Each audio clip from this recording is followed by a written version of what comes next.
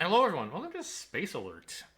This is one of my favorite board games. I played this, I don't know exactly how many times, obviously, but the number is I'm pretty sure 3 digits. It's not four, but it's not two either. I played hundreds of games of this over the course of my life, mostly in my early 20s, I would say. Um, and it's kind of unusual among board games, which is going to lead to a kind of unusual style of introducing it. It's in the category of games that I made up myself, which I call real-time cooperative crisis management. That's the genre that this game falls into. And the real time there is why it's a little bit difficult to introduce. Unlike, say, Mage Knight.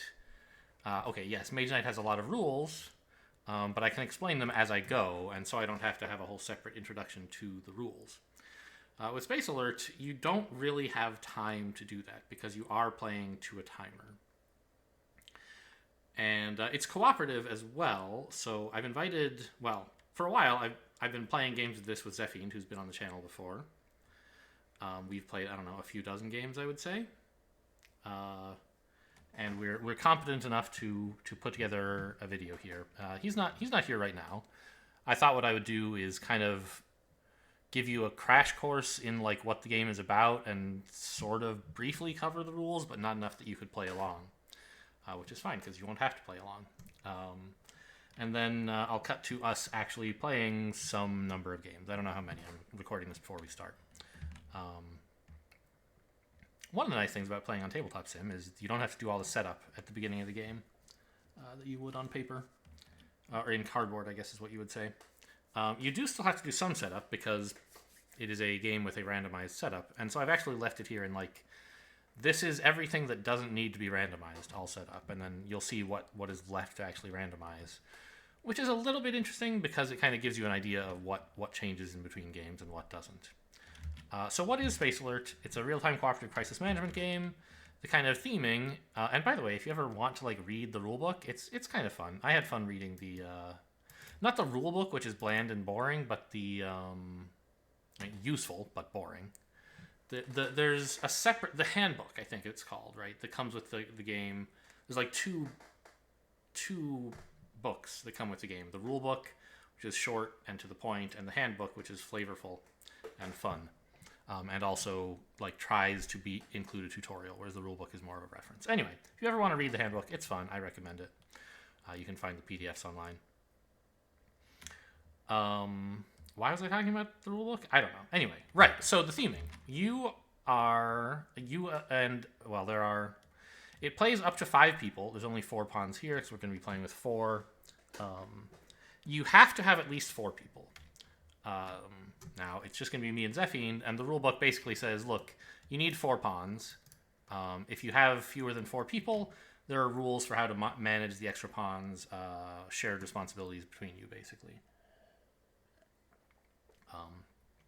You certainly could say, I'll just control 2 pawns and you control 2 pawns, but it's better if you kind of share control of the other 2. Doesn't matter. Anyway, you are the crew of a spaceship, which is kind of dropped unceremoniously into an unexplored part of space for a very short reconnaissance mission, during which time you'll be bombarded by many angry aliens and such things. And your job is to keep the ship alive for the 10 minutes or so that it takes for the ship to do its science scanning and stuff, and then you'll be hyper-jumped back home if you are all still alive. So it's cooperative in this way. You represent the ship, and you are fighting against the threats, which is, in some sense, the deck. There are several... I, by the way, have not planned at all how to do this intro, so I hope it comes out okay. There are several decks. There's, common external threats and serious external threats. And there are also internal external threats, both serious and regular, common. So, for starters, that's some of the things that are randomized. Every game you shuffle the threats, and you will draw from the threat deck as the game goes on, and face them in the order they're supplied to you. So there are many more threats in the deck than you will experience in a game. You'll generally experience somewhere between 4 and 7, well, yeah, exactly, between 4 and 7 threats in a game. And as you can see, there's like 33 external threats and 24 internal threats. So you're only going to see a small fraction of them, so there's good replayability there. How do you experience these threats? Well, there are kind of 4 places a threat can be. The ship is divided into zones. Well, the ship is divided. Let's talk about the ship a little first. I forget what you even call these. There's like, are these sectors or sections? I don't know exactly. There's 6 of these places you can be on the ship. So there's like upper white where everybody starts. There's lower white, upper blue, upper red, lower red, and lower blue. Those are the 6 places you can be. Any number of players can be in any number of locations. The ship, the 3 colors are referred to as zones. So there's the blue zone, the white zone, and the red zone. And so external threats can be appearing kind of in the red zone, in the white zone, or in the blue zone. And this will be randomized in a way we'll talk about later. But there's a stack of 7 of these threat... What are they called? Threat trajectory boards, that's right.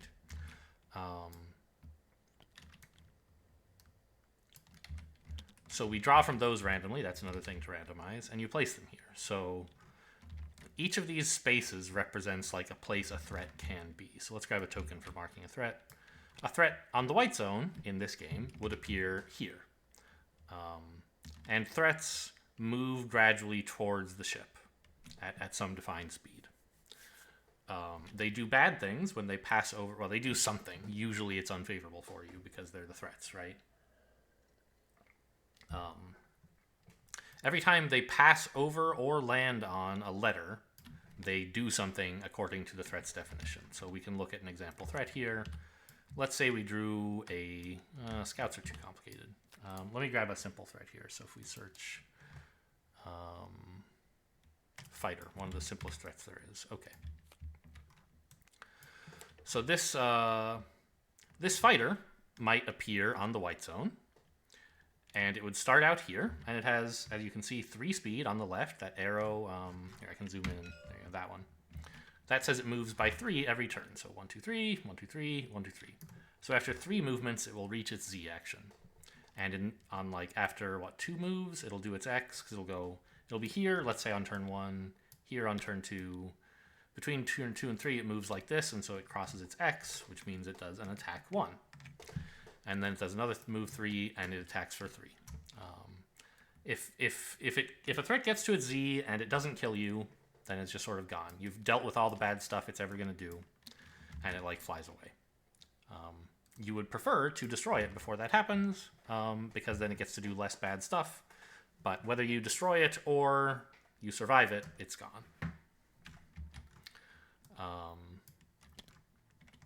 So actually, technically we should do this. So this is how you notate that like the fighter is threat 1 and threat 1 is here, because you can't really put the fighter on this track very effectively.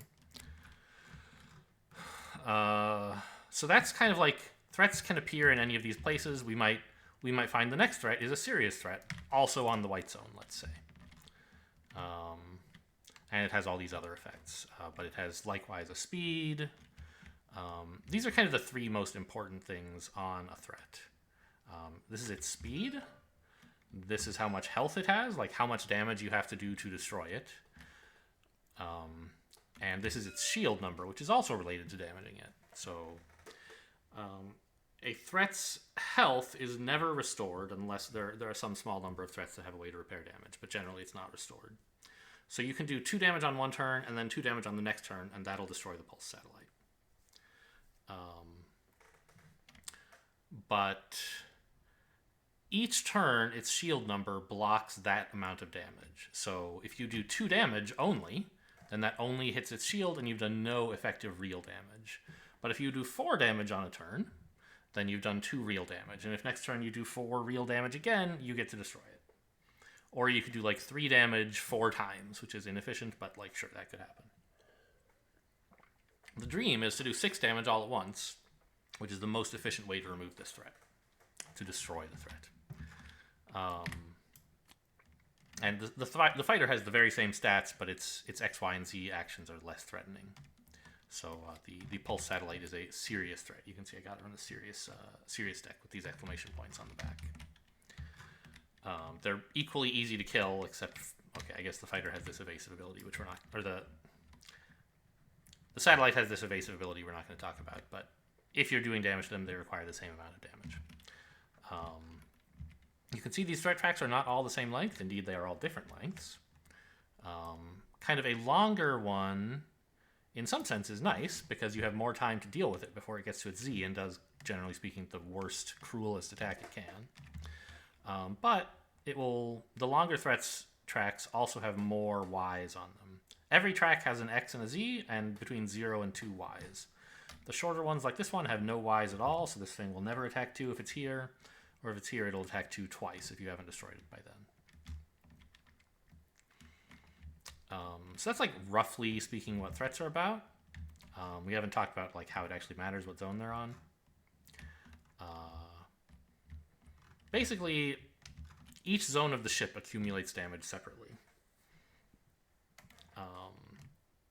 And has its own shields. So we start out with one of these energy cubes up here in the shields of the white zone. And indeed, each of these zones has its own shield. There's one energy cube here for shield in blue, one for shield in red. So when it says attack, that means in the zone this is in, do 1 damage. And damage from external threats is prevented by shields. So if it attacks 1, we lose this shield. And that would happen after it's been here for a couple of turns. If it then attacks 3, we would take 3 damage and we have no shields. And so we'll draw from another source of randomness. We don't have to get into this, but when the ship takes damage, it degrades. So these kind of replace, they kind of get layered in specific places to be like, remind you, oh yeah, this laser cannon and the pulse cannon are both damaged now. We took 3 damage. And the elevator is broken as well. So when the ship takes damage, you draw from these damage tiles and something bad happens. If you ever try to draw from this deck and fail, you lose the game. So you can take 6 damage without losing, but if you take a 7th, you die. You can take, in fact, 6 damage on each zone, and each zone will be badly crippled, but as long as no single zone takes 7 damage, you're okay. So that's how the threats are trying to kill you. Mostly via damage. There are some threats in the deck that are just like, you lose the game if this does its Z action. So the more exciting part is, how do we deal with threats? I don't know. We could talk a little bit about internal threats. They go on this 4th track here, and instead of being outside the ship coming in on one of these trajectories, they're inside the ship moving around and trying to screw things up from inside. They have, like, I don't know, we can look at one internal threat. Let's look at a normal one. There's 2 kinds of threats. Oh, we should shuffle these decks, actually. Not that it really matters, but... Oh, no, we did shuffle them, I remember. So there's 2 kinds of internal threats, and here, luckily, we've drawn one of each. There's intruders, who show up in a location. So this says they show up in upper red. Actually, all internal threats show up in a specific location or locations. These intruders show up and they move around, perhaps. I think all intruders move around? I think. No, that's not true. Like the ninja stays still, for example. But anyway, they move around and they just kind of like do damage, generally speaking. This is not prevented by shields because they're working inside the ship. But they have... You have to collect like Battlebots, these robots that the ship is equipped with to engage in combat with intruders in order to defeat them. And these troopers have 2 health, so you have to hit them with the Battlebots twice. On their X, they go from the top to the bottom or the bottom to the top. Every time they hit Y, they move towards the blue zone. So we'll talk more about how you move later, but generally, if they're in red, they go white. If they're in white, they go blue. If they're in blue, they do nothing, but that'll never happen. They'll never be in blue. Trying to move because of the way the threat trajectories are set up. And then if it gets to a Z action before you can deal with it, it does 4 damage to whatever zone it's currently in, which could be the red, white, or blue zone, depending on how many times it did its Y action. And then there's the malfunctions, where something on the ship is not behaving properly. There's, in this case, a virus in the upper white zone. And the things that malfunctions do you can't really understand yet until we've talked about how the players interact with threats. Basically, what it is that players are trying to do the whole game. So, how do players behave? I guess let's talk about the real-time element now. Not quite. We won't do that yet. Let's look at I don't know. Let me sit down as blue here. So I'll have some number of cards in my hand. Let's say 8. Technically speaking, on paper you're not allowed to show these cards to other players. You can tell them what you have because you're cooperating, and you're allowed to talk to people. You can't actually show them because they want it to cost you something to communicate. In this case, just time. The cards that you can be dealt are pretty simple. We've actually missed one kind of card. Did I not shuffle this deck? What the hell? I guess actually, you know what? Let's just ignore those cards because they're kind of the weird ones anyway. We'll grab the other kind of card later. So every card has 2 parts. It has a letter part, or well, an action part. 3 of the 4 actions are letters. We have A, B, and C, and there's a 4th one. And they also have a movement part. So players' actions, each player, there's 4 colors of pawns, red, blue, yellow, and green. We have up here. And there's also these 4 player mats. So while you're playing the game, you're going to be taking these cards and you're going to be playing them on specific turns. Let's say on turn 1, I want to move towards the red zone as a blue player. I would play a card like this. Really, you actually play it face down. Players aren't supposed to be able to peek at what you've done, but for the intro, we'll play stuff face up. Again, you can tell them what you're doing, but that costs you communication, and also you could make a mistake. It's a stressful game to play. So this is how you say, I'm moving red. This is not pressing A in any way, because the A is face down. If you wanted to press A, you could do this, and then you wouldn't be moving red. So every time you play a card, you choose which side is relevant. So this kind of represents a choice between pressing C or moving red. You can only do one of them with a card. And you can only play one card on each of these turns. And if you want, you can skip a turn. So I could say on turn 1, I'll move red. Turn 2, I'm not going to do anything. Turn 3, I'll press A. That's a plausible thing that certainly could happen in some game. As the game goes on, you will draw more cards. You start with a relatively smallish number, and you get more as the game progresses, but you spend them as well, of course. Moving red and blue is pretty simple. You just move towards the zone. So if you want, you can talk about these as left and right. You'll see that the blue arrows point to the right and the red arrows point to the left. And indeed, on the ship, the red is on the left and blue is on the right. I can never remember that. I just call them red and blue. So this does not mean move to the red zone. If I'm here and I play a red movement card, I move 1 space towards red. If I later play another red movement card, I move 1 more space towards red. If here I make a mistake and play another red movement card, I just kind of bounce off the wall and nothing happens. So that's sideways movement. There's also the vertical movement, playing these change decks symbol. Oh, by the way, something I only noticed when I rarely notice this, but actually the top half of each card also tells you what the bottom half is. Notice how this B has the kind of stripy caution patterns, which are the same color as the elevator deck symbol. And if you just look at the top half of this, you can see that it's green, which means the bottom half is a B. Kind of cute. Doesn't really matter in practice. So when you change decks, it's very simple. If you're on the top, you go to the bottom. If you're on the bottom, you go to the top. And that's it. You don't have to play it as a down or as an up. It's just whichever one you're not, you go there. So the exciting part of the whole game, what the heck do all these letters do? And that kind of requires the most explanation. So let's talk first about A, because A is, in some sense, the simplest action card. And we're going to look at the ship instead of at a player mat here, and just remember these are all A actions. Each station of the ship has exactly one thing that happens when you press A, exactly one thing that happens when you press B, and exactly one thing that happens when you press C. And that's determined based on which station you're in. So if you're in upper red and you press A, you do upper red's A action. If you want to do lower white's A action, you have to be in lower white. You can't do it from somewhere else.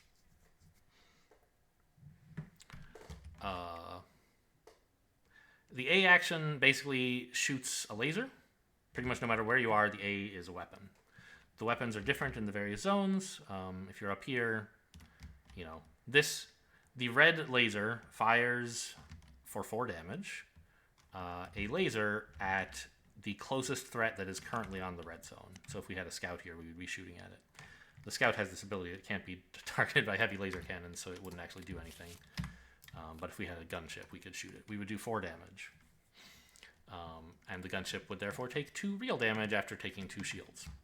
But what if we also had another player who was down here on the same turn who also pressed A? Remember, the shields only reset every turn. So if the players can do damage twice on the same turn, those kind of add up into a single attack of size 6, and this thing would take 4 damage. Much better than if we attacked for 4 and then next turn for 2, which would do only 2 total damage instead of 4. And if we could find a way to do 7 damage all at once, which is possible but difficult, we could defeat it in a single go.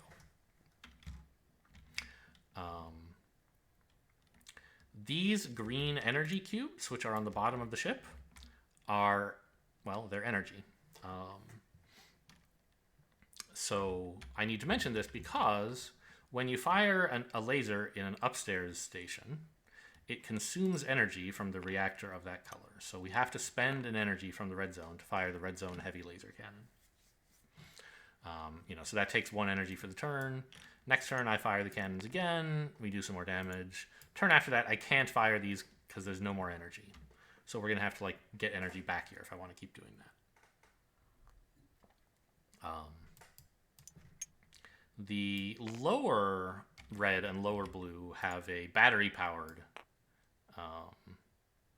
laser, which is weaker. It does only 2 damage, but it's free. It doesn't cost any energy.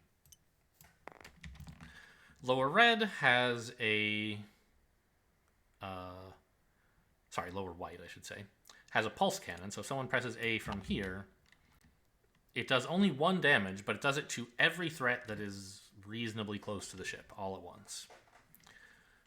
So that means basically on these threat trajectories, you can see they're divided into 3 sections. This is range 3, this is range 2, and this is range 1. And the pulse cannons hit everything up to range 2. So anything in this area, in fact, it hits every single threat that's in this general area, so close to the ship, basically, or even just not very far away. So these are a nice way to add 1 damage. So we could, for example, come up with 7 total damage against this gunship if we could hit it with the red heavy laser and the red light laser and the pulse cannon all at once. It would take 4 plus 2 plus 1 damage and be destroyed all at once. So that's a nice thing to be able to do.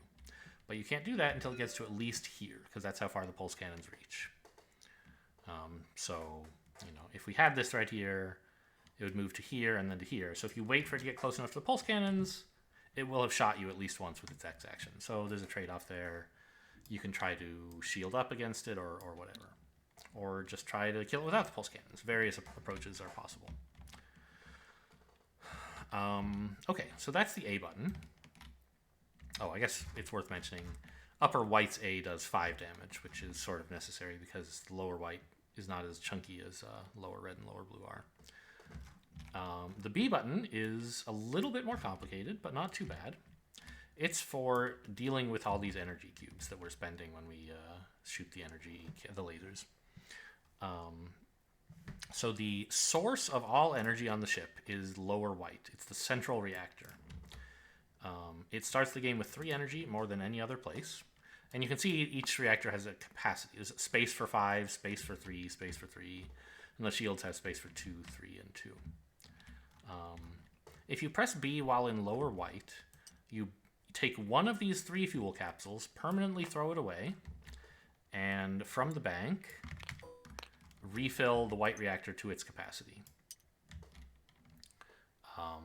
New players are always like, oh my gosh, there's only 3 energy capsules? What if we run out? It's so hard. You never have time to burn 4 of these, which is good because you're only allowed to burn 3. You know, maybe like 2 games in my life I can remember needing all that energy.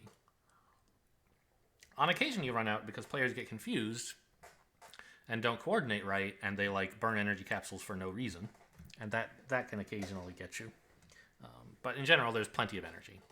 So that's one thing you can do. If you press B here, you just refill this up to its maximum capacity, which is more than you start with. It doesn't start out full. But you burn 1 energy capsule to do that. In lower red and lower blue, these are the side reactors. These get filled up to their capacity by taking energy from the white zone. So this one starts with, the side reactors start with 2. So if someone were over here and pressed B, it would grab 1 energy from white and put it here. If for some reason this reactor had already been, we'd spent 1 energy and we pressed B, we would be taking 2 from white. You don't get a choice about how much to take. You have to take as much as you can. So that's how this reactor works. Pretty simple. When you're upstairs, each upstairs section has a shield, which we talked about briefly earlier. And notice it has a green capacity marker as well. So when you press B up here, you do the same thing. You move energy from the reactor corresponding to that color into the shields as much as you can. So if at the start of the game you started by pressing B in upper white, you would grab 2 energy from the white reactor and put it into the white shield. Not a bad starting move. Often it's a nice thing to do. Because it's kind of easy to refill the white reactor. Whereas like, it's also easy to fill these shields because you don't have to move. Whereas like getting energy into here and then refilling this to make up for the fact that you refilled this is a bit more work. So that's what happens when you're upstairs. You move energy into the shields as much as can fit from the corresponding reactor. And that's the B button, all you need to know. The C button is the most complicated button, C for complicated, because it does something different everywhere on the ship. And like I said, we're not really teaching you guys to play the whole game. You'll catch on as Effie and I play. So I'll just briefly tell you what happens. So if you press C in upper white, the computer in the ship is faulty, and if the screensaver ever turns on, it turns off the lights in the ship, which is bad for us. So every one of these, the ship is divided. The game is divided into 3 phases: 1 through 3, 4 through 7, and 8 through 12. Near the beginning of each of these phases, someone has to wiggle the mouse on the computer upstairs. This is not a joke; it's in the rule book. That's really what the mechanic is. To stop the screensaver from going on, which would turn off the lights, which would do various bad things to us. So you have to press C up in here to stop that from happening. C down here in lower white, it basically does nothing. It just gives you points. Points don't matter at all. It's just like if you want to brag, you can go get some points. This is my favorite place to press C. I love pressing C here because this is the rocket bay. The ship starts with 3 rockets. When you press C in here, you spend a rocket to deal damage to a threat. Rockets are kind of they're unusual in that they don't do damage the turn you use them. Whereas the A button, as soon as you press it, you do damage to something. The rocket doesn't do damage till next turn. It takes a while to arrive. But when it does 3 damage to the single closest threat that is within distance 2. So again, that's the same range the pulse cannons can target this area. So a fighter here can be targeted by rockets as soon as it appears, whereas if something appears up here, it takes a little while to get into rocket range. Hey, get out of here. Usually, when I'm playing a real game, I lock these, so I don't accidentally make that mistake. There we go. You only have 3 rockets. If you use them all up, that's it. There's no refilling them like there is energy. Upper blue and lower red have the same function with C. These are the stations where the Battlebots are located. So if there's an internal threat and you need to go collect Battlebots to deal with it, you walk into one of these 2 zones and you press C. If you do, you activate the Battlebots and they follow you around for the rest of the mission.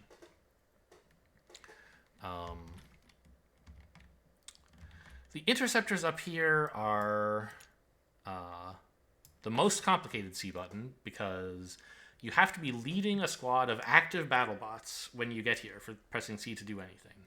If you do, you jump into these like interceptors, the light spacecraft that protect the ship, and so you go fly around in space and you shoot at stuff. The mechanics for that are a little bit complicated, and it doesn't come up that often, so I'm not going to tell you about the details, but that's what C here does.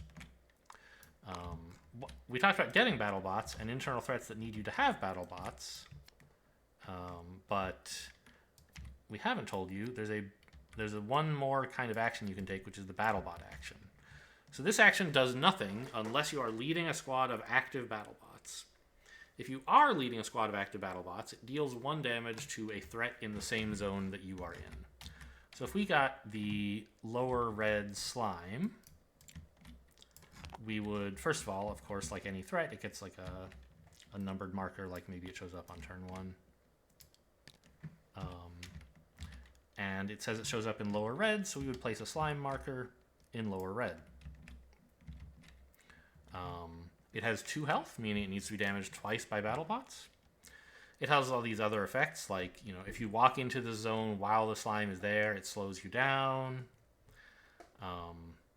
And if you don't get to it by the time it does its X action, it like disables the BattleBot squad in red, so you can't pick it up anymore. So you might have to bring the blue BattleBots all the way over if you can't get there before the slime.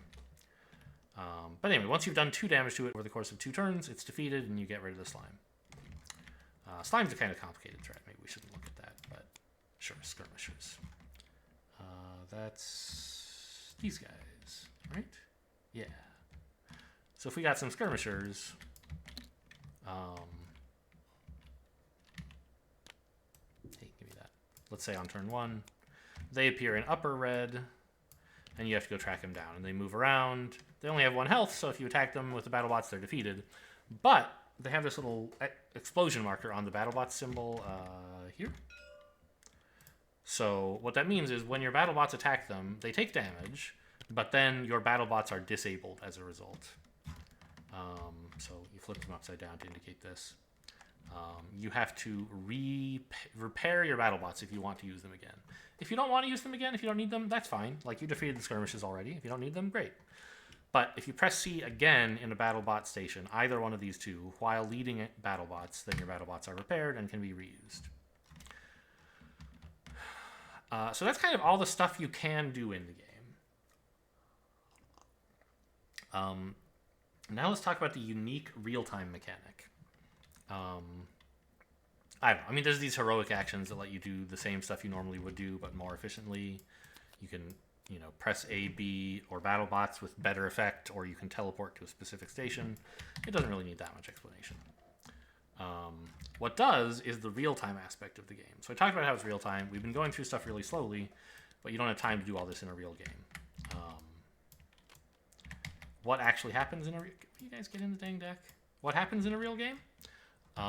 There is... Well, the game, which... How old is this game? Like, late 90s? Early 2000s, I think.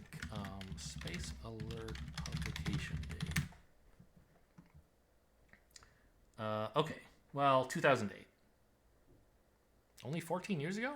Well, it would have had to be my early to mid-20s then. No, okay, but whatever. So it came with a CD that had like a small number of soundtracks. And the soundtracks tell you, like, oh, there's a threat here at this time. These days, technology has advanced. Nobody has CD players, although I think I do. I threw away the CD a long time ago, probably. Maybe? Because there are apps that for both your phone and for PC that can generate soundtracks randomly so that you have more variety. And so I have such a program on my computer. I tuned like how I wanted it to generate. In particular, it give me more time because it's so much harder to move stuff around on Tabletop Sim than with your actual hands. So it gives you a little more time. But the soundtrack does stuff like... The game is split up into the real-time planning round, I guess it's called. Where you're kind of getting real-time notifications about, on turn 2, there's going to be a threat in the red zone. And you're like, okay, I got to figure out how to play cards to deal with that. And it's like, oh, by the way, on turn 4, there's a threat in the white zone. And on turn 5, there's an internal threat. And you're like kind of having to play cards to cope with that stuff. And after a while, it like locks you down. It says, okay, you can't change your cards for turns 1 through 3 anymore. And then it says, all right, you can't change your cards for turns 4 through 7 anymore. And then it says, okay, you know, the mission's over. You can't change any cards anymore. Why does playing cards matter? Why would you ever want to change them? Well, you're allowed to change them as much as you want during the planning round, until you get to these breakpoints where you're not allowed to change them anymore.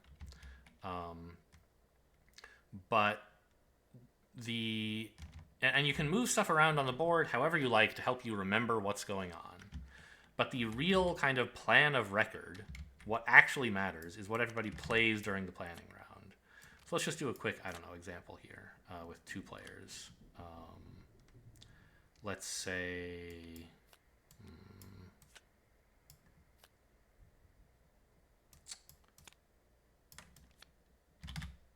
let's say we had a turn...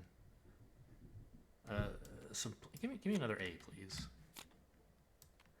Let's say several players had a turn like this, or played their early turns in this way, and we had a threat on the white zone. So okay, so maybe we would play like this, and we think this is our plan to defeat the fighter.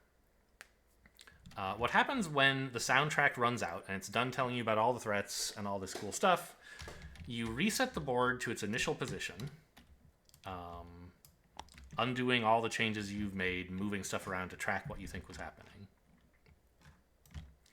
And, you know, getting all the threats back to their starting positions, everything marked, so you can remember, so you know what threats are coming.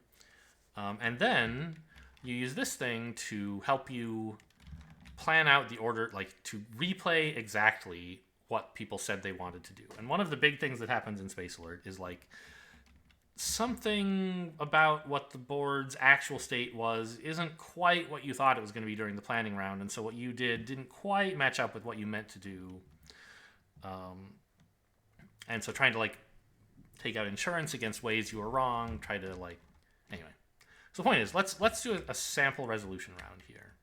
Let's say we were told that on... the soundtrack told us on turn 1 there's a threat in the red zone, and we drew the fighter. So we would say there's a threat on turn 1. So yep, there's the fighter, put him here. Next up, players act on turn 1. And there's an order. The players act in a specific order, which can matter. In our games, Zephind will act first, then me, and then the 2 robots in the middle. So I might say, I'm starting my turn 1 by pressing C. And that means I'm going to fix the computer, and I'll put the little cube over here to help us remember that we got it. Red says, okay, I'm going to go downstairs. Ta-da! All the other players are doing nothing, which is allowed, because this is just an example. Did we shoot at anything? No, we didn't. Okay, threats move. So it's the threat's turn to move now. He moves because of his speed value, which is 3. 1, 2, 3 steps. Next up, any new threats on 2? No, this is just a demo. There's only 1 threat. Player actions on 2. So blue chooses to move towards the red zone. And red also chooses to move towards the red zone. Oh, this should be back here. Did we shoot at anything? No, we didn't. Threats move. It also threats and rockets move, because you could have a rocket fired this early, but you couldn't have one fired this early. So the threats move by 3 again. 1, 2, 3. And he crossed his X action, so he does his attack 1. We lose a shield on the red zone. Next up, there's this little check. Hey, did you remember to get the computer? Yes, we did. We have a gray cube for it, so nothing bad happens. Are there new threats on 3? No, this is just an example. Player actions on 3. Blue is pressing A, and let's see. Blue is in upper red, which means he's firing this cannon, which requires an energy from here. Red is also pressing A, which means you use an energy from here. Great. No one else is doing anything. Compute damage. Yes, we finally shot at something. So how much damage is this fighter taking? Well, 4 here and 2 here. That's a total of 6, so the fighter is destroyed and we don't have to worry about him anymore. Then we clean up these energy cubes. The battery power goes back, the energy gets thrown away. So that's kind of what the resolution round looks like. The planning round is much more hectic. Let's listen to the soundtrack, for example, for a moment to hear like what it's like. So I believe I have it set to the beginning of the file. Alert. Enemy activity detected. Please begin first phase. So it basically says, all right, go ahead and grab your cards for, turns 1 through 3. You have separate sets of cards. Every time you switch to a new phase, you get to add cards to your hand. You don't have to replace or throw away the old Data ones. transfer. Repeat. Data transfer in 5. All right, but this is like you can trade cards with the other player. It tells you all this stuff in addition to threats. It tells you like you're allowed to move cards around. Go ahead and draw cards, stuff like that. And in a couple of seconds, it'll tell us there's a new threat arriving. Time T+1. Internal threat. Repeat. Time. So we grab from the internal threat deck our first internal threat, which is hacked shields. So we put a 1 marker on it to indicate it shows up on turn 1. We put a B up here to indicate that the B button in upper blue is broken. And now, like, we as players have to figure out how do we deal with this. And so, maybe I decide I'm going to go blue. You know what? I'll just handle the hack shield by myself, guys. You guys can do something else. So I've decided I'm going to move blue and press B 3 times. And that'll be enough to defeat the hack shields. But in the meantime, the hack shields were here on turn 1. And then on turn 2, they're here. On turn 3, they're here. So we're going to drain all the energy from the blue zone shields. On turn 4, they'll be here, and then I'll finally destroy them. So I should take away this cube to let other players know we're not going to have any shields here and to help me remember. I should put myself over here to mark where I am. So this is one way we could deal with the hacked shields, is just have one player go do it. But if it were more urgent, maybe we could do something as crazy as having like 3 players all head over to the blue zone and all press B together. And all press B together on turn 2. Then we would defeat the hacked shields when they're here, and nothing bad would happen to us. Great. But now we've committed a bunch of players to that zone. And, if threats appear on the red zone, we'll be kind of caught off guard. And let me go peek at the... As it turns out, in a few seconds, it's going to tell us there's a serious threat in the blue zone. And so it'll be great that we're all over here. But maybe it would have said serious threat on the red zone, and we'd be like... T+3, serious threat, zone blue, repeat. Time T+3, serious threat, zone blue. So it might have told us that there would be a serious threat in the red zone, and we might not want to commit players over here. And so we might kind of, let me pick these cards back up, play them in a different order. When this static is playing, you're not allowed to talk to the other player. I love that. It's so mean. It works better in person because you can mime and gesture at things. In tabletop sim, you can tab stuff. But anyway, I got a normal threat. It was supposed to be a serious threat. Data transfer. Repeat. Data transfer in 5, 4, 3. So it's constantly doing this stuff, and you're like having to figure out a plan to deal with all the threats that are appearing. I'm going to pause the recording now. Actually... Yeah, here's what it says when, like, okay, this is your 1-minute warning to finish playing all the cards from turns 1 through 3. And after that, you can't change them anymore. So we have to decide, are we all going to go over here, or are we going to just have one player do it? What are we doing about the pulse satellite? All this stuff. You have to figure it out in real time. And it's constantly just spitting new information out at you. And here, it's so cruel. It's like, oh, by the way, I know you have a few seconds left in stages 1 through 3, but there's a new threat showing up on turn 4. Like, you only have a few seconds to decide whether you want to do anything on turns 1 through 3 to prepare you for what's about to show up on turn 4. I think it said there's another threat here on 4. I wasn't totally listening, but I have the normal threat in blue. So the blue zone is being heavily attacked this game. We would have to figure out, like, how to deal with all this. 5, 4, 3, 2, 1. There. So you've now heard pretty much all the stuff that the soundtrack does. It tells you about threats, and like it's spitting this information at you really fast. And you have to, in real time, communicate and coordinate with the other players to decide what cards you're going to play, who's going to do what, where to go, how to deal with all these threats. Maybe you end up accepting damage from one of them because you just like can't kill it fast enough. For example, this pulse satellite is definitely going to get to attack us because you can't target it when it's at distance 3 or more. And when it gets to distance 2, it immediately attacks. And it attacks 1 on all zones. So you're like, oh, geez. Well, we either need to make sure we still have shields on all zones, which, at least in our original line, we didn't, because the hacked shields drained our shields some. Or we have to be like, okay, well, the white zone's going to be damaged, or the blue zone, I guess, in this case, is going to be damaged. And so we'll try to play around the thing.